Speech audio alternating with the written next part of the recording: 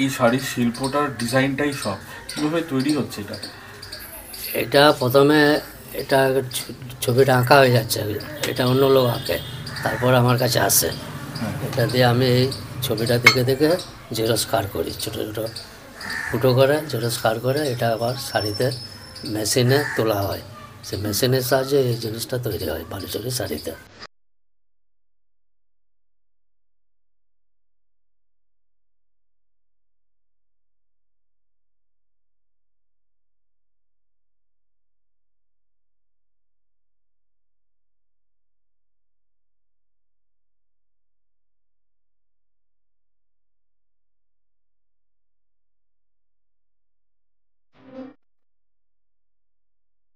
এই যে শিল্পটাকে আপনারা বাঁচিয়ে রেখেছেন, এক প্রাপ্যটা কি পাওয়া যায় সম্মান?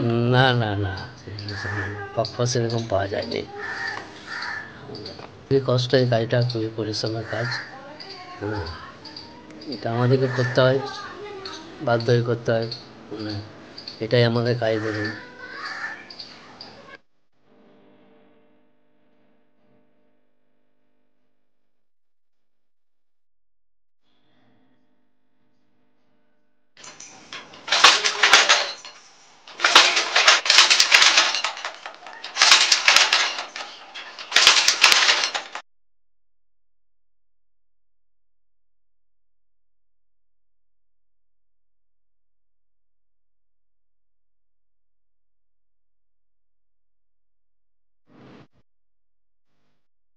শিল্পটাকে বাঁচাতে হলে কাঁচা মালের দামটা কমতে হবে এবং পাকা মাল যেটা আমরা এসব শাড়িটা তৈরি করি সেই দামটা বাড়তে হবে, কিন্তু এটা তো কেনা বেচার উপর নির্ভর করে।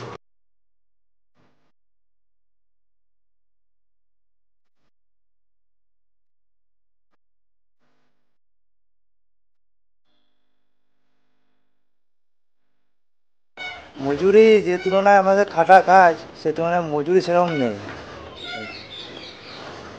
এই জন্য আর কি সরকারকে কিছু বলা, আবেদন পাচ্ছি না সরকারের কাছ থেকে কিছু সেরকম সুযোগ সুবিধা আর কি।